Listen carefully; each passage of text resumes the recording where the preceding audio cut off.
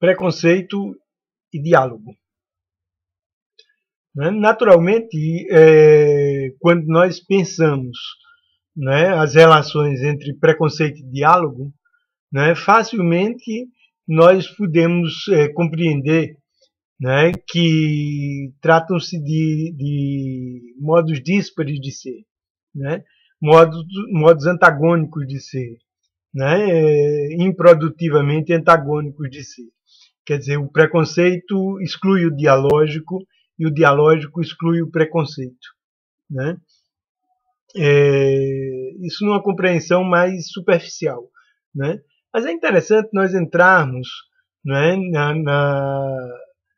fisiologia, vamos dizer assim, do preconceito, e da relação entre o preconceito e o dialógico. Para isso é preciso pensar o preconceito de um modo mais detido. Nesse sentido, pensar o preconceito envolve que nós pensemos a conceituação, que nós pensemos o conceito especificamente, e que nós pensemos o preconceito, e o aspecto crônico, o aspecto doentio do preconceito. Porque a conceituação nada mais representa do que a transição da consciência pré-reflexiva, fenomenológico-existencial, no sentido da consciência teorética. Então, nós transitamos do modo fenomenológico-existencial de sermos em direção ao modo teorético de sermos, necessariamente. À medida que as forças, as possibilidades que nós vivenciamos no modo fenomenológico existencial, possibilidades que se desdobram compreensivamente, transitam, perdem em força, decaem em direção ao modo teorético, ao modo acontecido de nós sermos, necessariamente nós transitamos do modo de sermos do acontecer para o modo de sermos do acontecido. E há uma consciência própria do modo fenomenológico existencial, que é a consciência compreensiva e implicativa, a consciência pré-reflexiva, que é ontológica, que é fenomenológica existencial, que é dialógica, que é fenomenológica especificamente, e que é uma consciência pré-reflexiva, pré-teórica, e a consciência teorética, própria do modo reflexivo de nós sermos, própria do modo acontecido de nós sermos, do modo coisa de nós sermos. Então, necessariamente, quando há uma transição da consciência do modo fenomenológico de nós sermos para o modo reflexivo, do modo pré-reflexivo do modo reflexivo, a consciência é a coisificação. E uma dimensão fundamental desse processo de coisificação é a constituição do conceito. É a transformação da consciência pré-conceitual em consciência conceitual. É a própria conceituação, a própria constituição do conceito. O conceito constitui a teoria, propriamente dita. O conceito vai constituir o teórico, propriamente dito. E o conceito que pode se dar como consciência objetiva, como consciência reflexiva, que é a consciência que se flete sobre um objeto, o sujeito que se flete sobre um objeto. Então, o conceito faz parte do teórico. É importante, e não só é importante, como é inevitável. À medida que há a transição da instantaneidade momentânea, do modo fenomenológico existencial de nós sermos, do modo compreensivo e implicativo de nós sermos, para o modo explicativo, inevitavelmente o conceito, a reflexão, o modo reflexivo de sermos, o teorético, o modo teórico de sermos se constitui. E o conceito é exatamente a depuração da consciência compreensiva e a coisificação dessa consciência compreensiva. né? E aí ele pode se lidar com ele teoricamente, né? Ele vai constituir a teoria de um modo geral, até que novamente ele volte ao modo compreensivo de ser, né? E mais uma vez ele retorne ao modo conceitual de nós sermos, né? Então o conceito é inevitável e faz parte da teoria que pode ser muito útil para nós, né? E é inevitável, mas esse processo de conceituação é um processo natural, né? É um processo que faz parte do ciclo entre o modo ontológico de nós sermos e o modo de sermos ôntico, né? E mais uma vez o modo ontológico e o modo ôntico de sermos, né? Quer dizer, então existe, né, uma dinâmica natural entre o pré-conceitual e o conceitual, entre o pré-conceitual e a constituição do conceito, né? Então, se por um lado nós podemos ver, né, o conceito como um momento de uma instalação coisificativa, né, especificamente teorética, né, e que pode ser útil nessa forma de ser, né, nós não podemos dizer a mesma coisa do preconceito, né?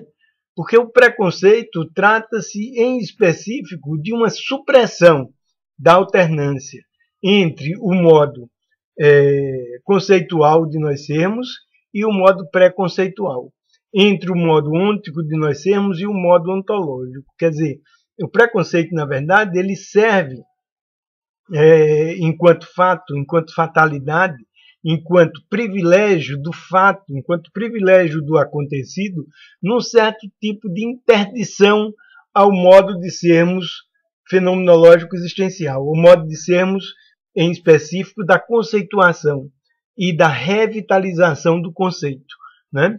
Da revitalização não só do conceito, da revitalização da existência, né? Quer dizer, então, o preconceito, em específico, incorpora a perspectiva do que nós entendemos e que o Buber entendia por fatalidade. O que é a fatalidade? A fatalidade é o privilégio do modo coisa de nós sermos, que funciona como uma interdição ao retorno ao modo fenomenológico, que impede o retorno ao modo ontológico, ao modo fenomenológico de nós sermos, né? Então, o preconceito já não se trata simplesmente da utilidade do conceito, né? O preconceito é uma postura ideológica, vamos dizer assim, que privilegia o fato.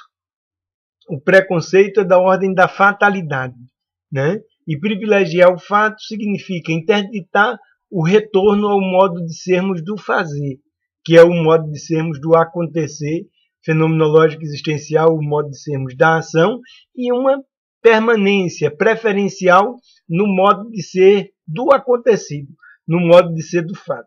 Isso é o que representa o preconceito, né? Ora, o modo de sermos do fazer, o modo de sermos ontológico, o modo de sermos fenomenológico existencial da ação, né, é em específico o modo dialógico de nós sermos, né? Então, na medida em que nós vivemos o modo fenomenológico existencial de nós sermos, o modo de sermos da possibilidade, o modo de sermos do acontecer, né, nós fazemos, né? E fazemos inclusive o conceito. Nós criamos o conceito, né? Mas no modo ontológico de nós sermos é diferente do modo de sermos do fato. O modo de sermos ontológico, o modo de sermos fenomenológico existencial, é o modo de sermos do fazer, né?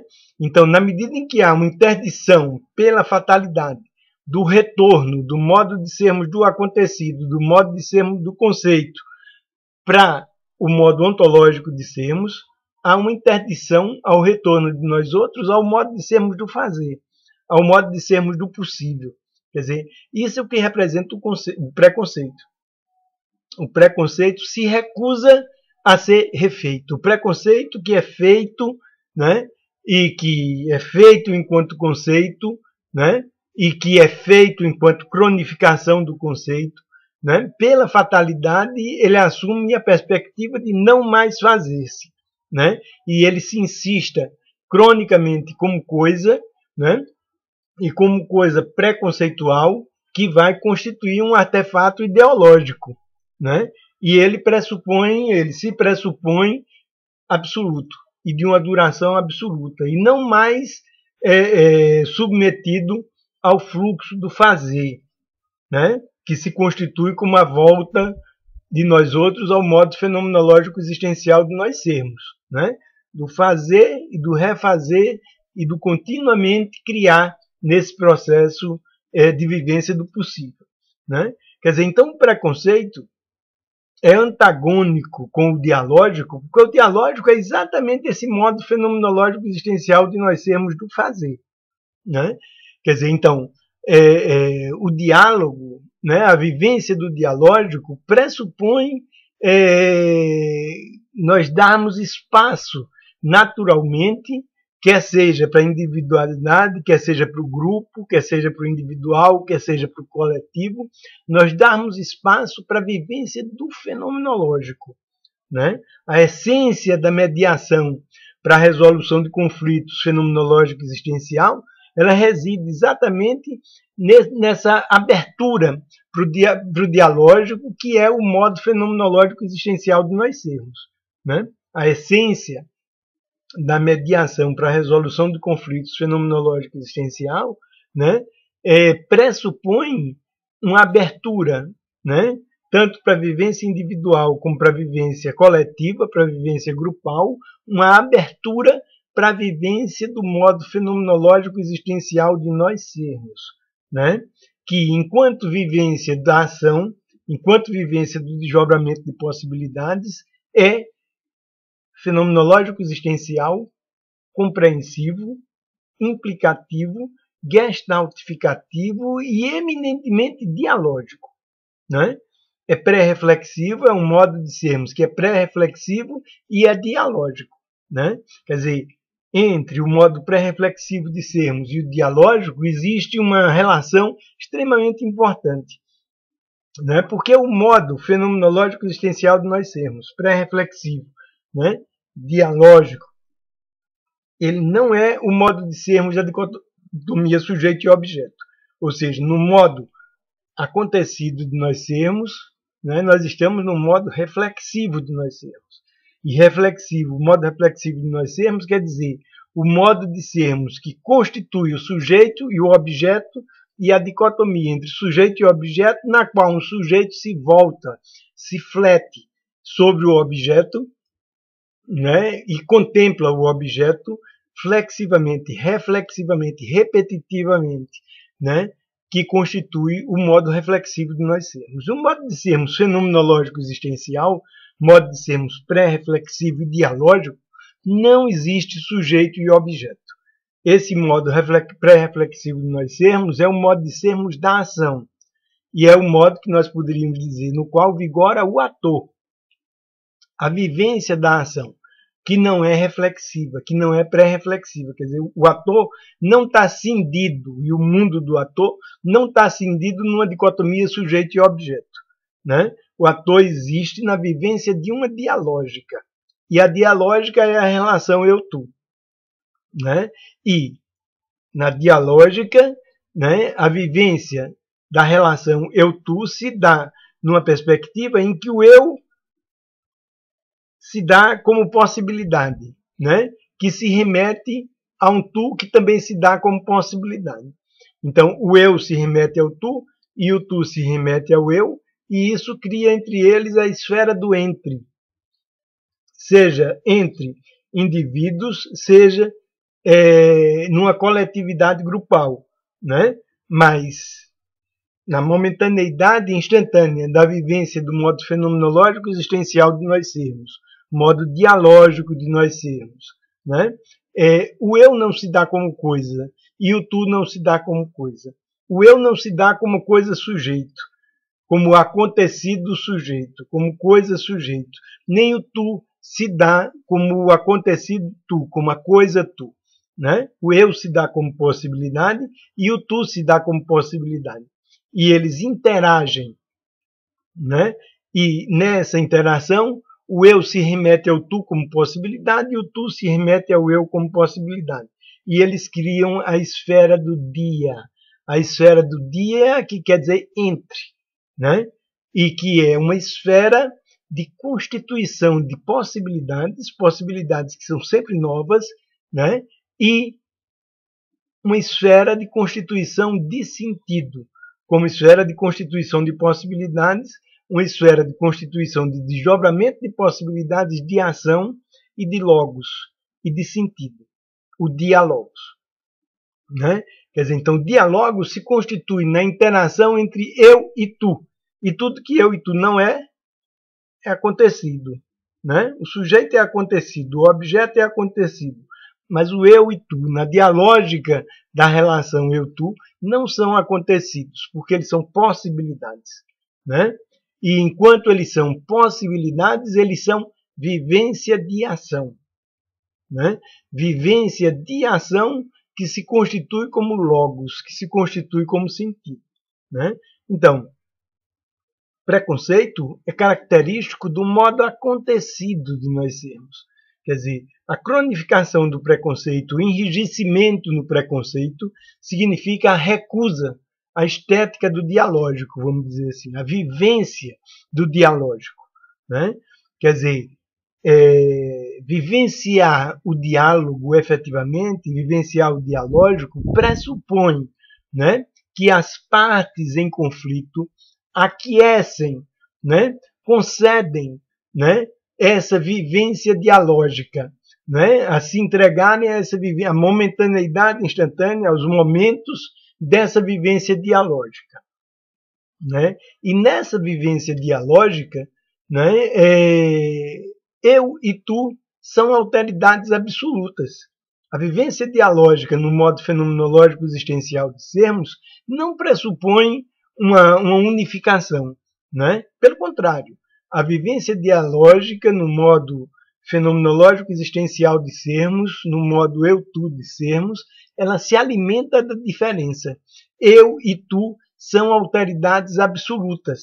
O eu não está sob controle do tu, o tu não está sob controle do eu. Apenas ele se dispõe e vigora enquanto eles se relacionam no modo fenomenológico existencial e dialógico de sermos, ele se dispõe a uma interação. A uma interação de um eu como possibilidade e de um tu como possibilidade, né? De um modo tal que uma dimensão essencial, né, do processo da resolução de conflitos fenomenológico existencial, da ontológica do processo fenomenológico existencial de resolução de conflitos, né, é essa vivência, essa aquiescência na vivência dialógica, na vivência fenomenológico existencial, que não pressupõe concordância, né, que não pressupõe unificação, que pressupõe a relação, né? Mas a relação não no modo crônico do acontecido, né? A relação vivenciada no modo fenomenológico existencial, né? Quando a relação é vivenciada, né? A relação entre as partes conflitantes é vivenciada no modo fenomenológico existencial, né? Naturalmente pode vir à tona a discordância, né? O dissentir, a dissensão, né, faz parte da relação dialógica, né? Se dá naturalmente na relação dialógica. Só que agora a dissensão não se dá mais como preconceito, simplesmente, mas a dissensão se dá como vivência fenomenológica. Vivência fenomenológica da ação, né? E as partes podem interagir, né, e dissentir, ou seja, voltarem à ontológica, à vivência fenomenológica de suas diferenças, né? Das diferenças que geram conflito, né? Podem dissentir, vivenciar a dissensão, né? E a dissensão necessariamente faz parte da dialógica, faz parte da interação, né? O que é interessante é que, naturalmente, né, a vivência dialógica, além da dissensão, né, ela significa necessariamente, né, a vivência da produção de novas possibilidades, agora pelo conjunto né, que se constitui com a interação fenomenológica entre as partes, né? Ou seja, todo o sistema composto pelas partes e pelos facilitadores, né, na vivência fenomenológica, passa a produzir novas possibilidades. E junto com as novas possibilidades, nova consciência, né? Novas consciências, né? E agora as partes podem negociar em torno dessas novas possibilidades, em torno dessas novas consciências, né? Então, se existe dissensão na vivência dialógica fenomenológico-existencial, e se essa dissensão faz parte da interação dialógica das partes no modo fenomenológico existencial, né? Existe também na vivência do modo fenomenológico existencial a produção do que nós poderíamos chamar de consensões, né? De consensão, né? Como um espaço da vivência de possibilidades que são produzidas em conjunto, né? E nas quais o grupo, as partes em conflito, podem negociar, né? Podem vivenciar tanto o processo de emergência de novas possibilidades, como o processo de emergência da consciência de novas possibilidades, né? E negociar, né, em torno dessa emergência de novas possibilidades, da consciência de novas possibilidades que foram produzidas pelo conjunto das partes conflitantes e dos facilitadores do processo da mediação, né? Então, a grande novidade do dialógico é exatamente essa, né? A produção de novas possibilidades na vivência do conjunto das partes conflitantes, né? E essa vivência de novas possibilidades cria novas possibilidades de negociação entre as partes em conflito e possibilidades de resolução do conflito trazido agora para um modo fenomenológico existencial e não mantido simplesmente no modo acontecido de ser, né? No modo de ser do preconceito, né? Quer dizer, então, preconceito e dialógica realmente são antagônicos, não é? Porque o preconceito impede a vinda das partes conflitantes para um modo fenomenológico existencial, né? Mas, criada a oportunidade para esse modo fenomenológico existencial de funcionamento entre as partes conflitantes, né? Naturalmente a tendência é o preconceito se tornar passado, né? É o modo acontecido do conflito se tornar passado, né? À medida que emergem novas possibilidades vividas por todas as partes envolvidas no conflito, né? E à medida em que, além do brotamento de novas possibilidades, de nova consciência, brotam as novas possibilidades de negociação e de resolução aguda da cronicidade do conflito, né? Cronicidade do conflito que é mantida pelo preconceito, né? O preconceito, né, na medida em que mantém o acontecido, mantém a fatalidade e não volta ao modo fenomenológico, existencial e dialógico de sermos, o preconceito mantém a cronicidade do conflito, né? Enquanto que quando as partes são colocadas num modo fenomenológico existencial de interação, é como se houvesse uma reagudização do conflito, né? E nessa reagudização do conflito o conflito pode ser vivenciado enquanto ação, enquanto atividade, né? Enquanto desdobramento de possibilidades e de consciência que permitem novas instâncias, né? Que permitem novas instâncias para a resolução do conflito, né? E que permitem a negociação e a produção de novas possibilidades, inclusive como forma de negociação, né? Então, essa vivência aguda da instantaneidade momentânea do modo fenomenológico existencial de sermos entre as partes em conflito, né, significa a possibilidade, né, aguda de uma resolução da cronicidade do conflito, né? Que era mantido no modo coisa de ser, né? Na instalação do modo coisa de ser, né?